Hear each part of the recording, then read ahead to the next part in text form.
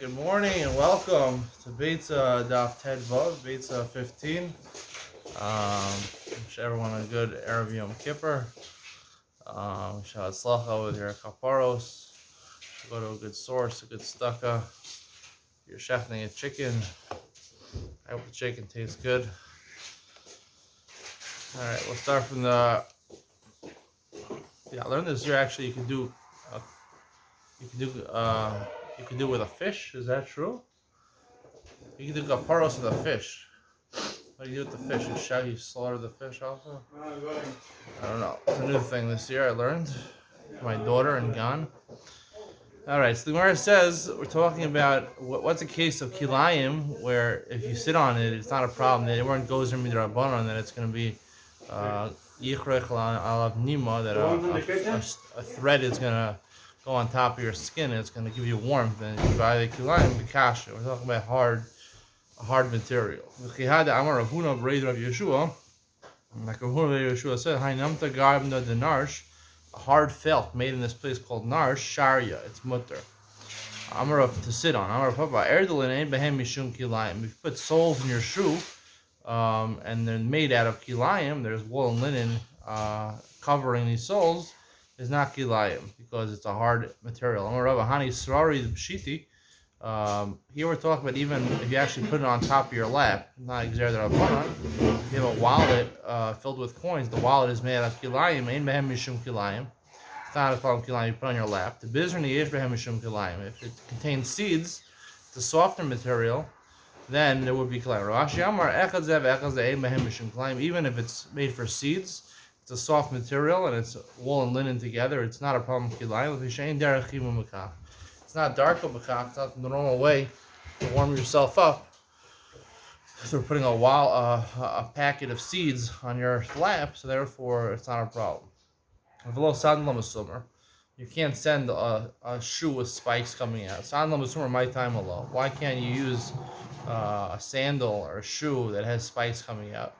Because there was an incident the Gemara describes in Shabbos where the enemies came to them and they had these shoes that had spikes protruding from them, and the enemies were running after them, and they got all flustered, they got confused, and they started knocking each other with the shoes with the spikes, and they killed each other. And the mice that happened on Shabbos, they would go to Shabbos and Yom Tov, which is similar to Shabbos. They asked her, you can't wear it on Shabbos or Yom Tov, so therefore you shouldn't send it. Amar Abaye,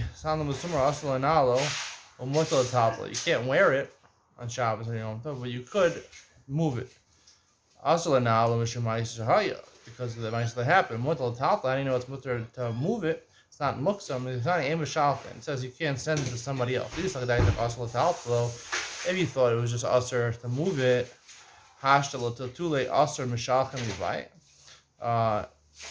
it should have said that it can't even move it. Say the bigger chiddush, you can't even move it. The fact that it says you can't send it to somebody shows that you could move it, you just can't send it to somebody.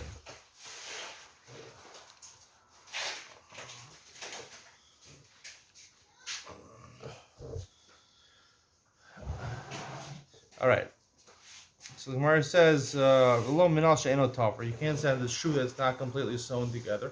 Shita. You can't wear it. What do you do with it? Even though it's partially attached, it has pegs coming out of the bottom of the shoe. It's attached in the front and the middle and the back, but it's not completely attached. Therefore, you can't wear it. So therefore, you can't send it to somebody. Rabbi Yehuda Omer Aflo Minalav, and even a white shoe you can't send to somebody. Tanya Rabbi Yehuda Matir B'Shach. Rabbi Yehuda allows you to send a black shoe. Oser B'Lav, and he doesn't allow you to use a white one because you have to color it black. And you start off with Beitzah Hagira because you need this type of material in order to this type of clod of earth in order to blacken it. Rabbi Yossi Oser B'Shachar. You also even answer as a black one, which is because you have to shine it, you have to smooth it out. Below pligi. Marki Asri, Asri the Mar Bisra Latakas, Asri the Mar Bisra La'el. Basically, it depends where you are, because they made the shoe, in one place they made the shoe where the flesh, the animal, the outside part of the skin, the hide of the animal is smooth. the inside is not so smooth when you cut it from the animal. So if the basar, if the flesh is latachas, it's inside, then you don't have to smooth it out. That's Rabbi Yehuda's place. But if the flesh is on the outside, the inside part is on the outside, so then you have to smooth it out, and you can't smooth it out in Yom Tov because it's some malacha of abid, tanning. So therefore, you can't send it on Yom Tov.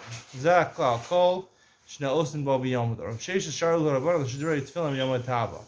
Rav Sheshes allowed the rabbis, the students, in order to send tefillin on Yom Tov. Amalei Abaye, v'hat anantan kol shna osin bo b'Yom Tov. Anything which is you can benefit from a Yom Tov, Mishalchan also. You can't benefit from tefillin on Yom Tov. You don't wear tefillin on Yom Tov. So how could you say that? As long as you could derive benefit from it's ready to be used during the week, so then you can send it on Yom Tov. Because the simcha that you get something that you could readily use, even though you can't readily use it right now. Since it can be readily used, that simcha justifies you sending it on Yom Tov. Amar Abai, tefillin hol v'asal the name of whom is tefillin. Once it came to our hands, we're talking about it. Let's say something about it. Ayab Derech. He was coming the way our school learners are talking about on Shabbos. He was coming on Friday afternoon. He's coming home with tefillin barosho, and he's wearing tefillin on his head. V'shaka alav chama, and shkia came. Maniach yado alei and achmagia lebeisa. Now, even though you're not allowed to wear tefillin, the Isser Hotzah on Shabbos, you can't wear tefillin, you can't carry tefillin, but wearing them is shalok kedarko. It's carrying shalok kedarko. It's only asur midarabanan. Since it's only asur midarabanan, so therefore it looks bad. You can't wear it, but you have no choice over here because they're not shomer the tefillin. The rabbis allowed you to bring something in if it's going to be zayin into the tefillin if you left it there. So in order to avoid the zayin into the tefillin, you have to bring it in. But the best thing to do is to put your hand on top of it in order people shouldn't see that you're doing an Isser D'Rabbanan.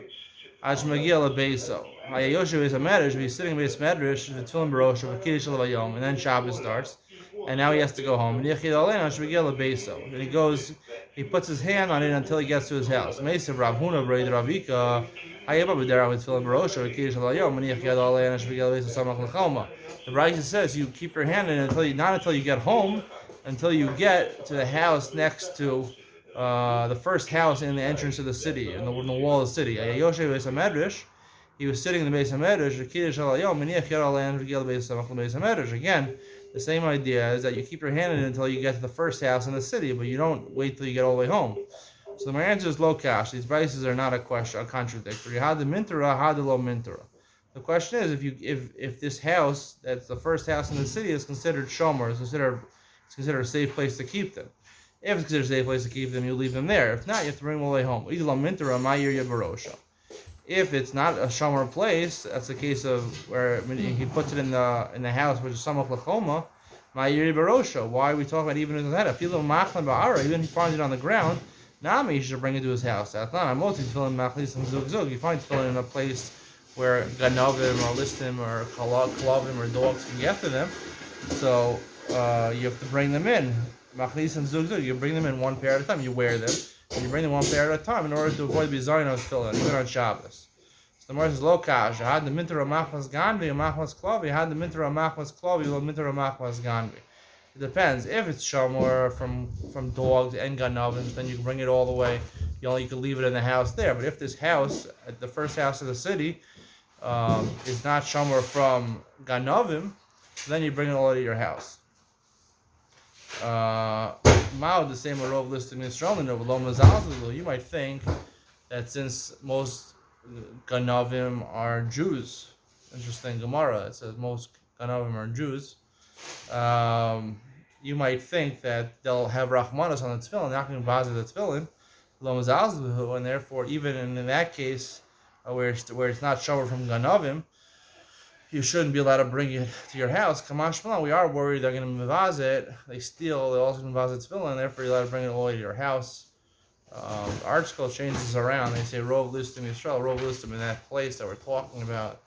They want to get away from this concept that most convicts are Jewish. I don't know if this is true or not. That most thieves are Jewish. Or seems to say that they are listim. That is people that steal. I don't know. All right. Hadran Allah.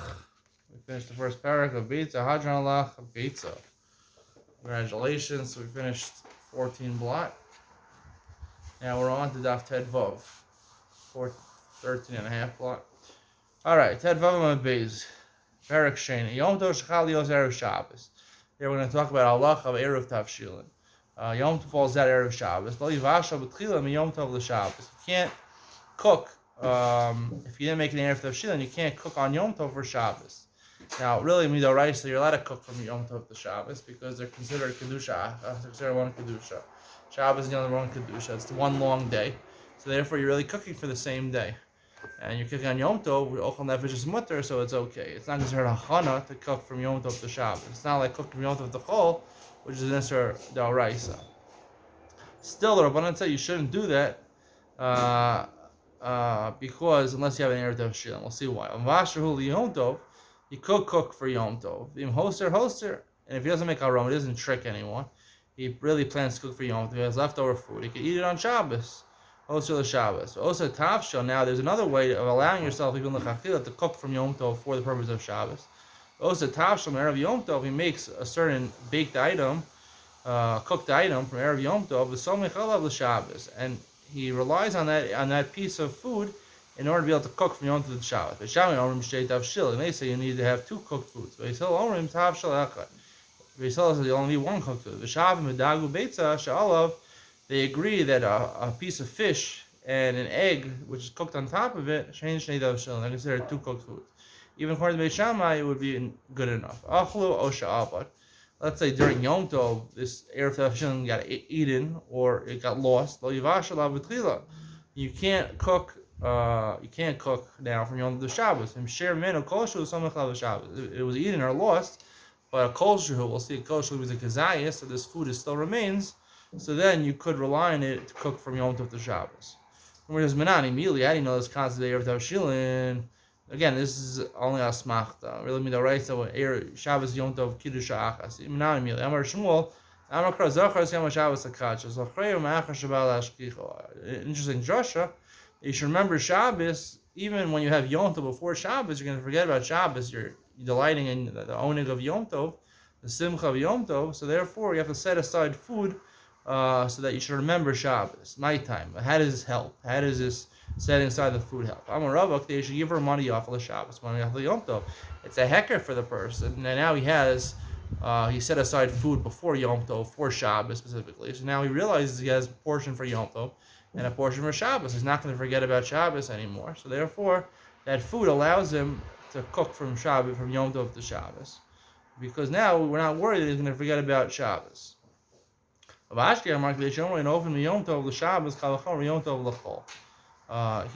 that if you don't have the Erev Tavshilin, if you have the Erev Tavshilin, it tells you that without the Erev Tavshilin, you can't come from into the Shabbos. So the whole purpose of the Erev Tavshilin is to tell you, so therefore you shouldn't learn from there. So you should learn from there that you can't cook from Yom Tov to Chol, which is Yisr Dal Rice. The Gzeira that you might come to cook from Yom Tov to Chol.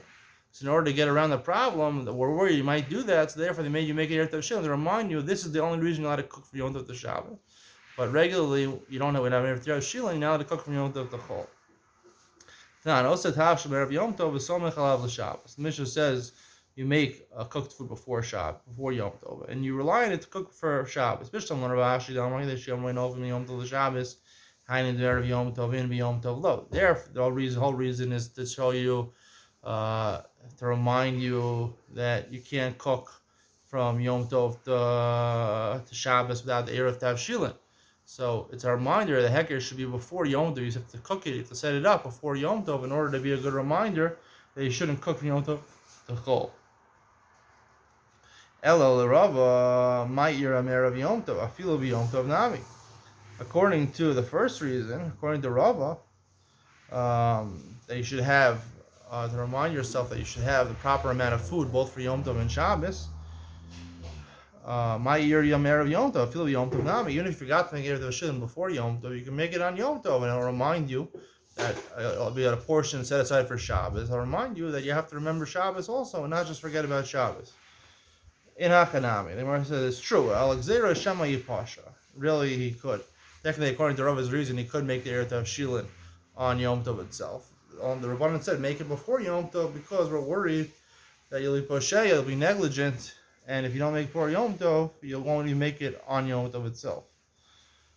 The Tana Ma'isila Mahacha. Now we have two proofs. Now the Gemara is going to bring a third reason, a third asmachta, a third reason, where the Rabbanan knew that you should make an Erev Tav Shil. And this pasuk says that Asher Tofu Afu is Asher Tav Shelu Bashelu.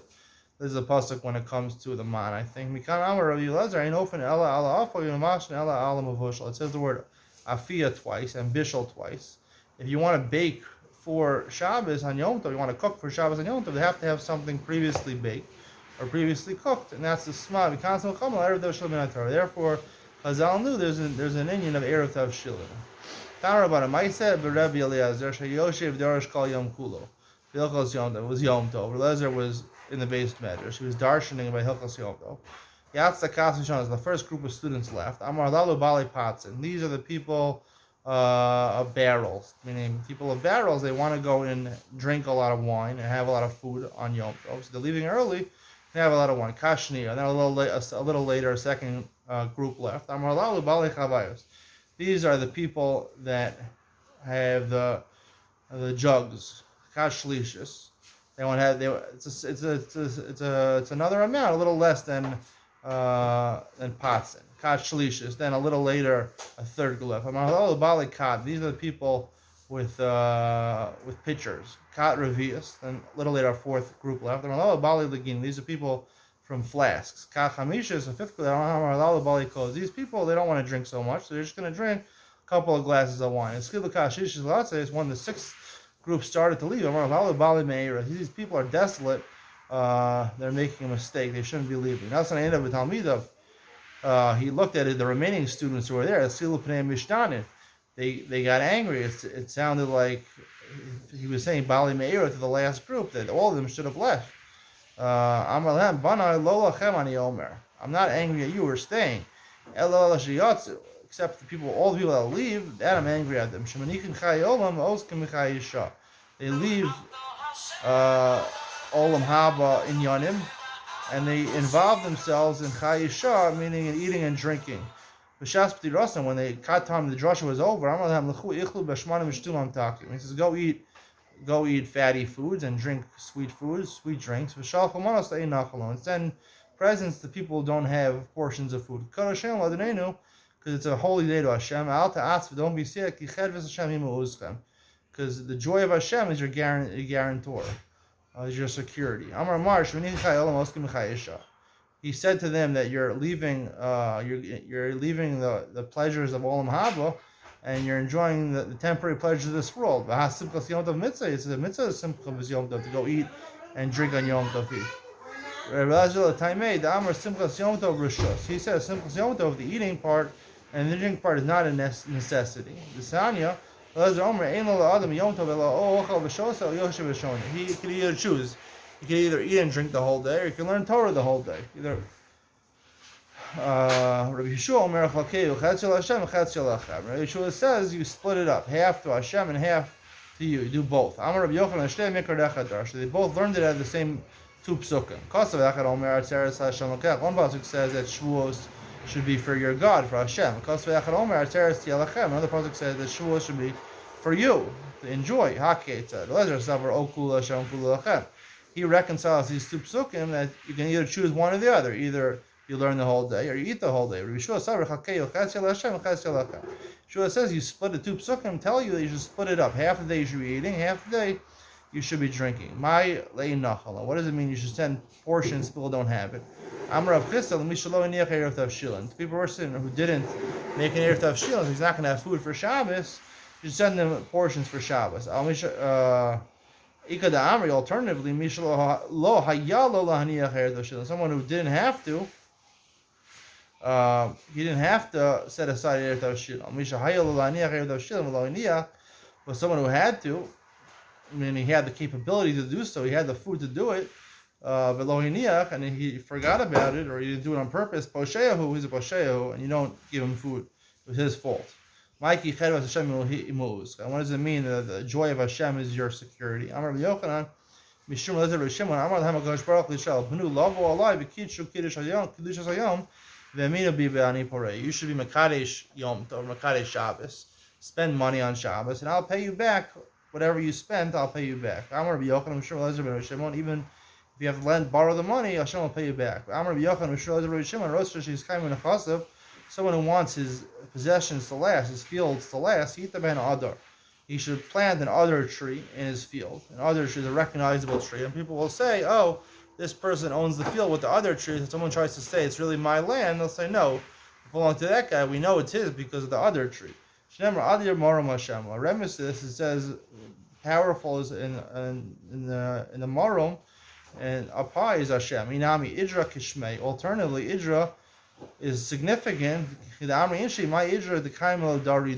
this tree which lasts for a long time, for many generations. Therefore, we recognizable that this is the field for this person. So the sheish ba'adar ain't an exelos. A field that has an other tree, people are not going to steal fruits from that tree, from that field. The ain't nechmeses. It's not going to be stolen in the field. It's not going to be nechmeses. The person will steal it and give you money.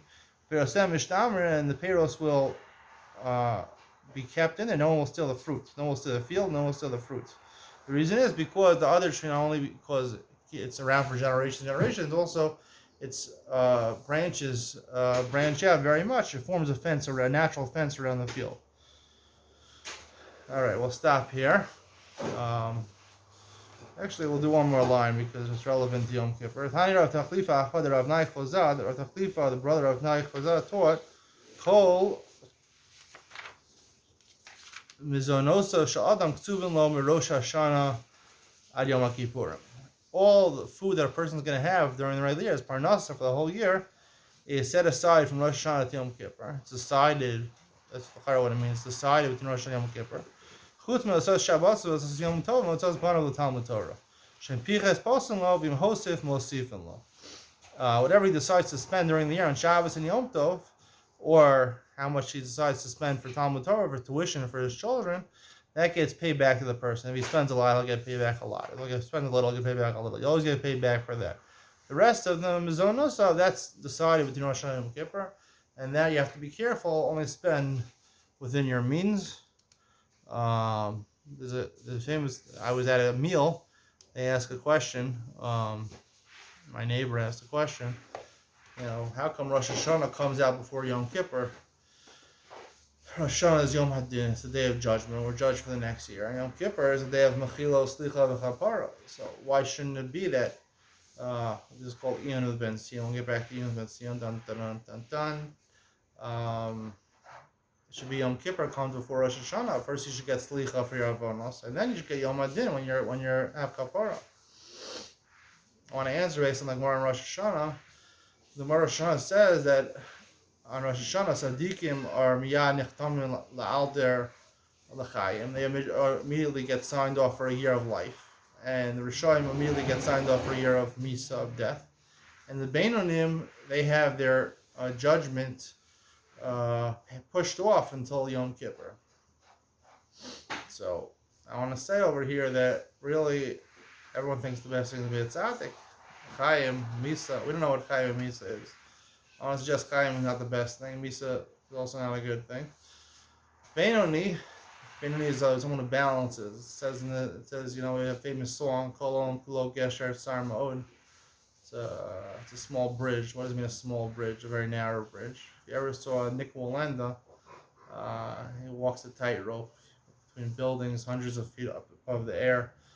Oftentimes without a harness. The Walenda family, that's what this world is. It's a Gesher Tsar. It's a tightrope, and it's a balancing act. And everyone thinks you have to be mate. The symbol of Rosh Hashanah is a scale.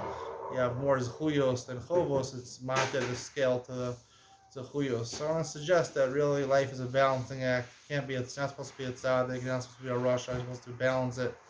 The only way to get to the other side of the Gesher Tzar is balancing act like Nick Walenda, like the Walenda team. If you can do that, so then you're a Beinoni. Beinoni is someone who balances it, someone in the middle. Then you get your din pushed off Rosh Hashanah Yom Kippur, and you get Yom Kippur to have your Slicha Mechila Kapara before the din. Otherwise, if you're not someone, if you're not balancing yourself properly, you're gonna fall off that rope. You're gonna have L'chaim or Lamisa, which aren't necessarily good things, and you're gonna have that because you didn't balance yourself, and therefore you get a judgment without kapara before. So if you want kapara before, you have to be a and you have to be balanced, and then you get a lot of money in the bank because balance is the amount of money you have in the bank. You get paid back. All right. Mark Simantova, everyone have a good Yom Kippur. A good bench to your, at least in Yiddish. Bye.